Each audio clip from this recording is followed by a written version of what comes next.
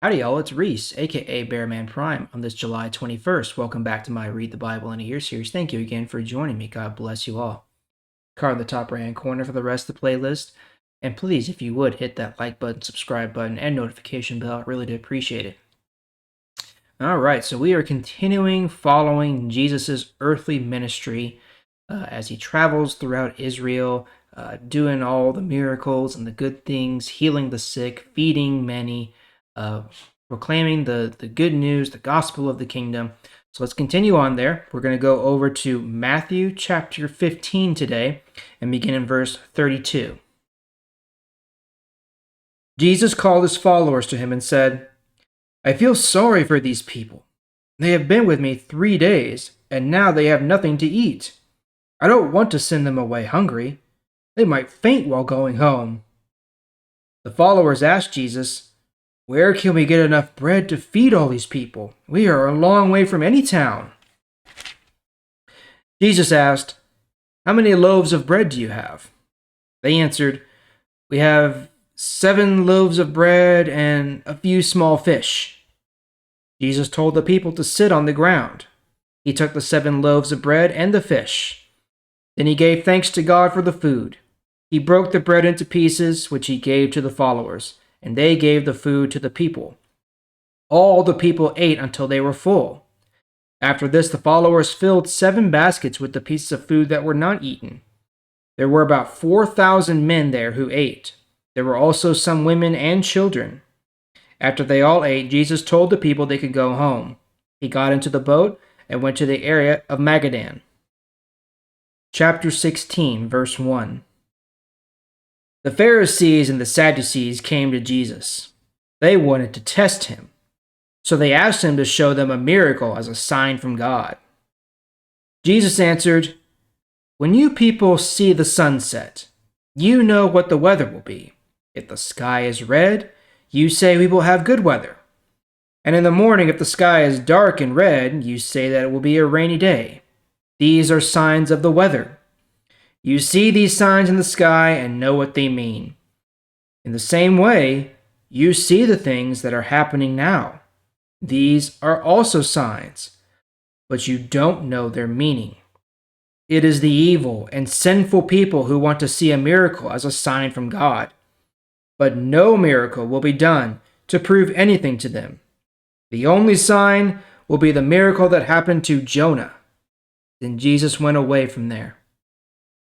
Verse 5. Jesus and his followers went across the lake. But the followers forgot to bring bread. Jesus said to the followers, Be careful. Guard against the yeast of the Pharisees and the Sadducees. Followers discussed the meaning of this. They said, Did Jesus say this because we forgot to bring bread? Jesus knew that they were talking about this. So he asked them, Why are you talking about not having bread? Your faith is so small. Do you still not understand? Remember the 5 loaves of bread that fed the 5,000 people and the many baskets you filled with the bread that was left? And remember the 7 loaves of bread that fed the 4,000 people and the many baskets you filled that time? So how could you think that I am concerned about bread? I am telling you to be careful and guard against the yeast of the Pharisees and the Sadducees. Then the followers understood what Jesus meant. He was not telling them to guard against the yeast used in bread.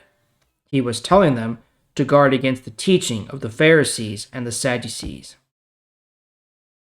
All right, so first off, we have just a repeat of what happened before. We read where Jesus fed the 5,000, and now we have here another example where he feeds 4,000. So smaller group theoretically, but still no less miraculous. They only had, a few loaves of bread and some fish, and again, he made it work. He gave thanks, broke it up, and everyone was satisfied. Everyone got their fill, and there were still leftovers. But then we come to the part in chapter 16 where the Pharisees and the Sadducees, these are the religious leaders. There are different sects within the Jewish hierarchy here. There's different like schools of thinking, if you will.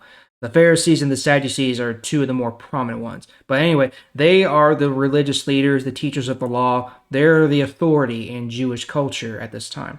And they wanted to test Jesus to see if he really was who he claimed he was. But, again, they had the knowledge. They knew what the scriptures say about the Messiah. And they could have, drawn the conclusion that, yes, this person is the Messiah, but they couldn't see it. Okay? It's because they didn't want to see it. They were, rotten to the core in their heart of hearts. Okay? They were so overcome by their greed and their sin that they had lost, they had dropped the ball and lost sight of everything that was supposed to be important. And they lost their love for God. And that's basically what Jesus is saying here is that, the signs are in front of you.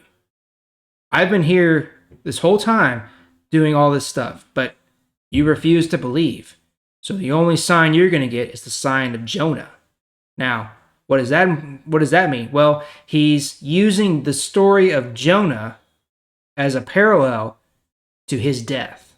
Okay? So remember, Jonah was the prophet who was asked to go to Nineveh by God. He refused, so he ran away. And then when God sent the storm after them, they threw him over the boat. And what happened? He was eaten by a big fish. Okay?